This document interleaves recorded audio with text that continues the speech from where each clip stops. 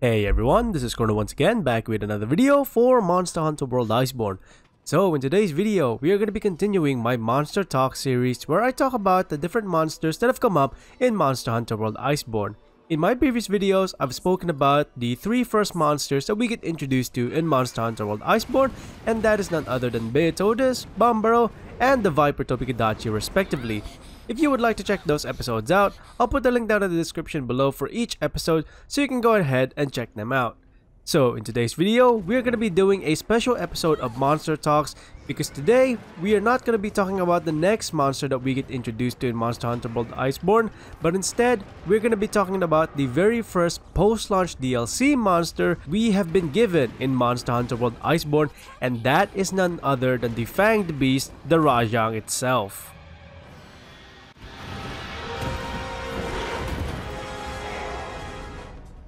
The Rajang is a monster that first made its debut on Monster Hunter 2 or Monster Hunter DOS for the PlayStation 2, which was exclusively released in Japan.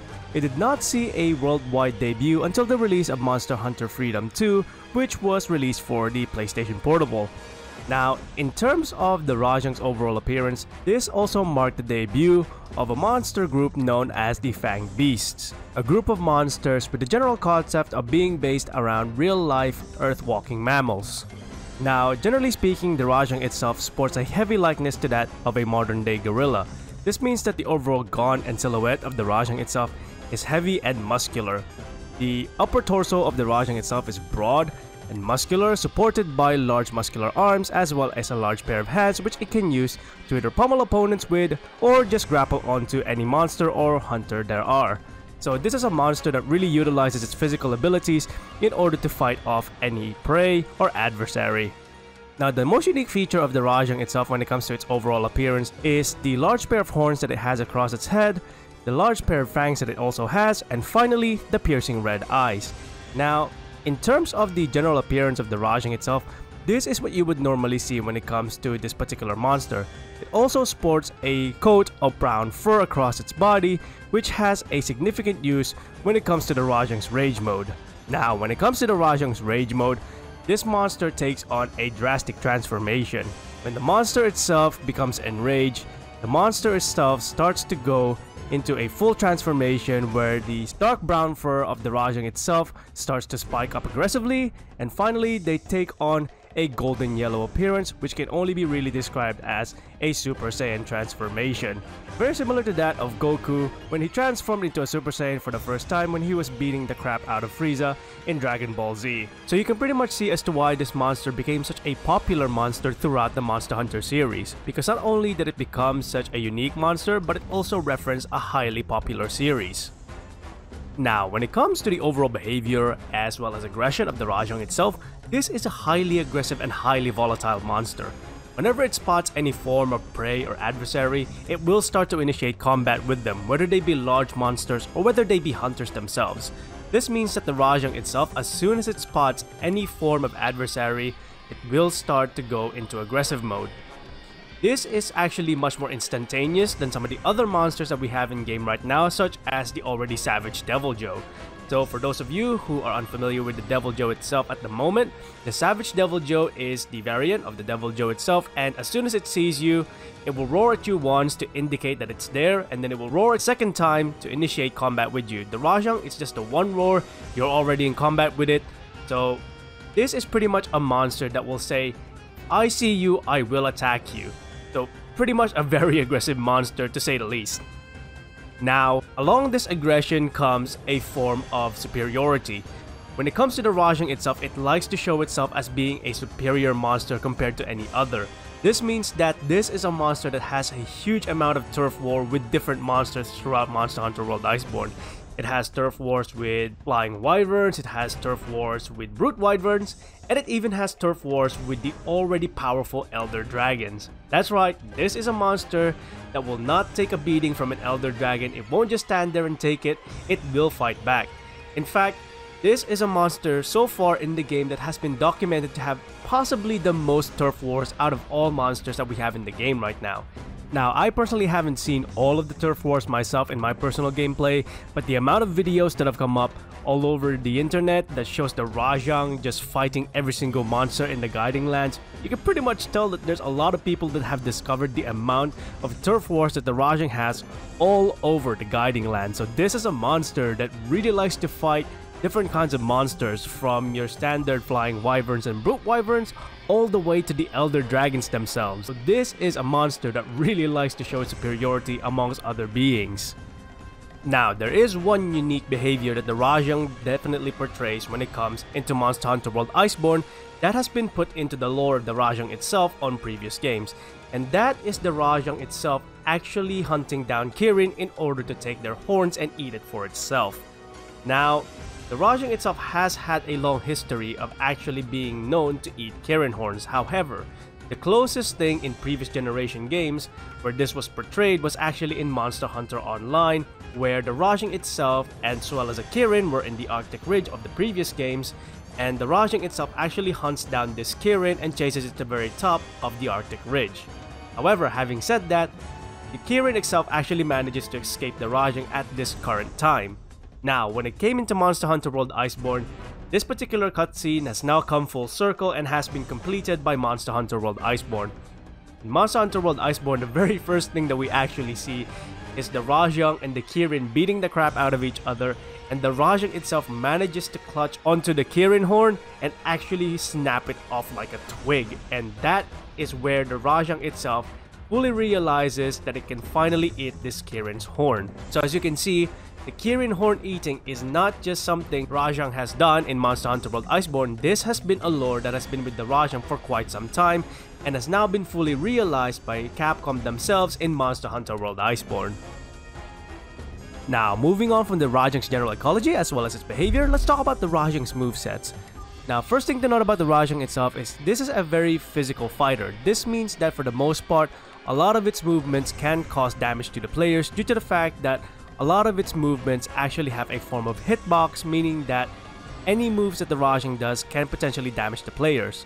Now, certain moves themselves don't have hitboxes, but for the most part, a lot of the Rajang's attacks as well as certain movements do have a form of hitbox that can either cause a small damage to the players, or if it's an attack itself, can deal a significant amount of damage to the players themselves. So do watch out when getting close to the Rajang itself, because of the fact that because it's a physical fighter, there's a lot of times that the Rajang itself will have some form of hitbox, causing damage to the players.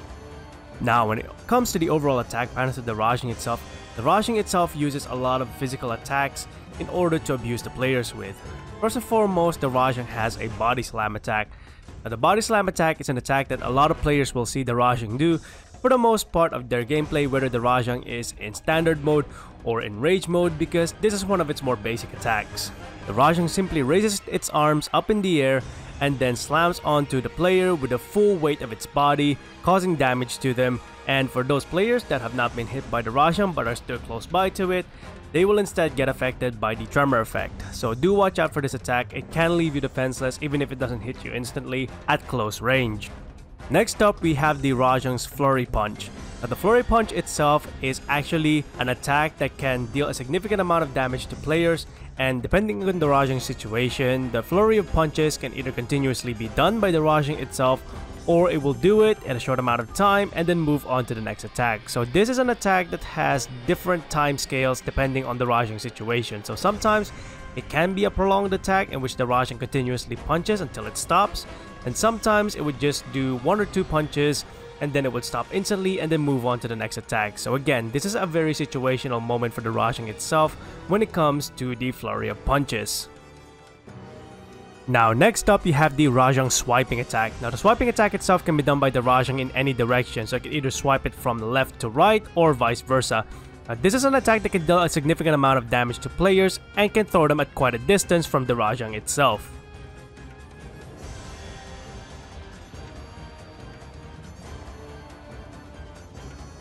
Now, next up, we have the Rajang striding attack. Now, as per the name itself, the Rajang actually strides left and right as it's going towards a specific direction. Now, anything across the Rajang's path can get knocked back as well as dealt damage onto, meaning that the Rajang does have a hitbox when doing this particular attack. Now, for the most part, it doesn't really look like an attack. However, looks can be deceiving because this is an attack. It does have a hitbox and it can knock players back, as well as be dealt damage onto if they get in the Rajang's path with this particular attack. Now next up, you have the Rajang's 360-degree spin attack. Now this is just a basic spin attack in which the Rajang throws itself towards the players, spinning at 360 degrees in full speed, and then deals a great amount of damage to them. It's a fairly basic attack when it comes to the Rajang itself.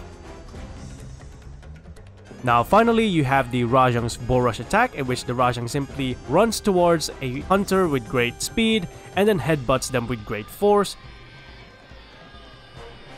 And of course, you have the Rajang's unique attack, which is the Rajang Cannonball, in which the Rajang leaps into the air, forms itself into a cannonball, and then bounces straight down towards the players.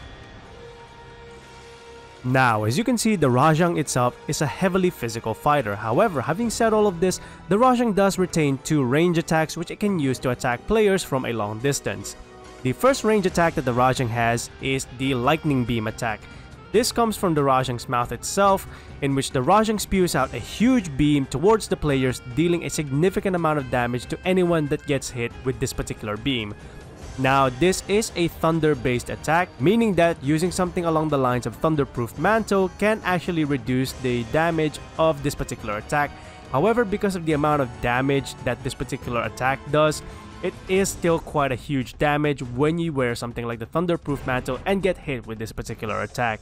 So this is a very powerful attack from the Rajang itself that it can use at a long distance.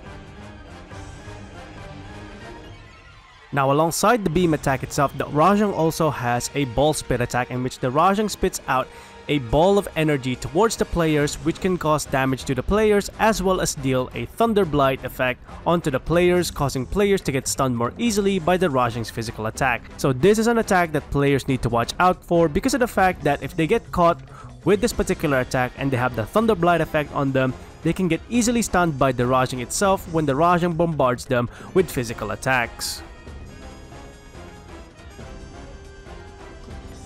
Now, for the most part of the Rajang's fight, these are the attack patterns that you will see Rajang do, whether the Rajang is in its normal mode or whether the Rajang is in rage mode.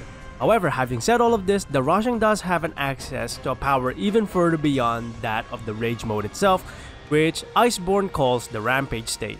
But the Rampage state is a power-up that the Rajang has in previous games as well. However, in Monster Hunter World Iceborne, this was the only time that this was officially named. Now, this is a power-up exclusive to that of the Rajang itself. No other monsters actually have this, at least as far as I'm aware. When the Rajang enters the Rampage state, the Rajang itself roars so loud that it knocks players back, and alongside this, the Rajang's fists become enhanced. The Rajang's fists will start to glow bright red, indicating that the Rajang's fists have been powered up, and alongside this power-up, the Rajang's fists as well as the Rajang's whole arms will now have a defensive property in which any attack that gets dealt to the Rajang's arms will start to bounce off, unless players use weapons that have Mind's Eye built into them, such as the Longsword Spirit Slashes, or players themselves use the Mind's Eye skill on their build. Now, when the Rajang enters the Rampage state, the Rajang also gets access to 3 new attack moves. Now, these new attack moves are only accessible when the Rajang enters the Rampage state, meaning that whether the Rajang is in standard mode or is its initial rage mode, the Rajang will not have access to any of these attacks. Now, the first attack that the Rajang has access to when it comes to Rampage mode is the Earthshaker attack, in which the Rajang itself tries to lift the ground from underneath the players and launches it upwards, launching the players into the air and dealing a significant amount of damage to them.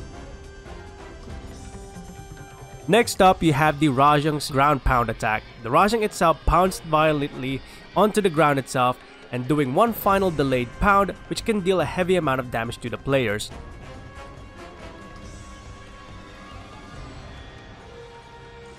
Now finally, the Rajang has access to what I would call a super move when it comes to Monster Hunter World Iceborne.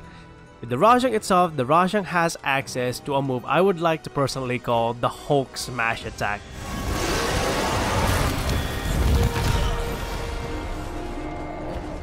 Now, the Rajang itself will indicate that it's gonna do this particular super move when the Rajang itself roars at the player as it clenches its fist, and then leaps into the air and then smashes straight into the ground, dealing a huge amount of damage to any players that get caught within the Rajang's vicinity of this particular attack. Now, this is such a powerful attack that if the Rajang itself is a tempered monster, this pretty much means you get potentially one hit KO'd from this particular attack. So this is an attack that you really need to watch out for when the Rajang is in rampage mode. Now, the reason I call this the Hulk smash attack is because of the sheer fact that this pretty much is something that the Hulk himself would do when it comes to the Marvel Cinematic Universe. This particular attack actually reminded me of the moment when Hulk himself was actually fighting Thor in the arena during Thor Ragnarok.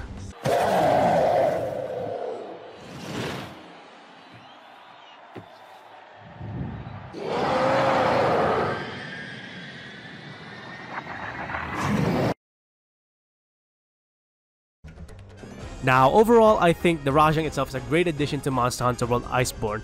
Not only is this monster really interactive in that it will actually grapple onto players and try to shake them off when players are clutch clawed onto this particular monster, but this is a monster that has so many interactions with so many different monsters in the game that it really shows how aggressive this monster can become. Now, this is something that Capcom couldn't do in the previous games because there's hardly any interaction between monsters in the previous generation of Monster Hunter games. However, when it comes to Monster Hunter World Iceborne, Capcom really abused the turf war mechanic that they have in Monster Hunter World, and they really brought in how aggressive the Rajang is, showing that the Rajang itself will not just fight any of the standard monsters that we have in the game, it will also take on some of the most powerful monsters that we have in the game right now, such as the Elder Dragons themselves. So as you can see, Capcom has really done justice in portraying how aggressive this monster is, which they couldn't do in the previous game. And not only that, they were also able to portray the lore of this monster really perfectly. Not only do we get to see this in a particular cutscene in the game where we get introduced to the Rajang for the first time, but when the Rajang itself actually interacts with the Kirin, it actually shows that lore in that the Rajang itself will actually snap off a Kirin horn and then eat it and then instantly go into rage mode in a turf war. So overall, as you can see, Capcom has really done their best when it comes to the Rajang itself. Not only have they made the lore of this monster really amazing, they also made it interactive mid-gameplay with the Kirin and Rajang turf war. And finally, they've made this such an interesting fight because the Rajang itself is such a unique monster in comparison to some of the other monsters that we currently have in the game right now. So overall, I think Capcom did Rajang a great justice, and I welcome the Rajang itself to Monster Hunter World Iceborne with open arms. Even though it beats the crap out of me when it comes to Monster Hunter World Iceborne, I've fainted more times than I can count with this particular monster, but that's just me. I'm not exactly great at this game at the moment, but overall, I still had such a great experience with this particular monster, and I'm really hoping to see more of this when it comes to the future monsters that Capcom releases for Monster Hunter World Iceborne. Now that is pretty much it for me for this video. In my next video, I'm going to be talking about the next monster that we get introduced to in Monster Hunter World Iceborne, as well as the second subspecies that we get introduced to in the series, and that is none other than the Nightshade Paolumu. Until then, I hope you enjoyed this video. Thanks very much for watching, and I'll see you next time.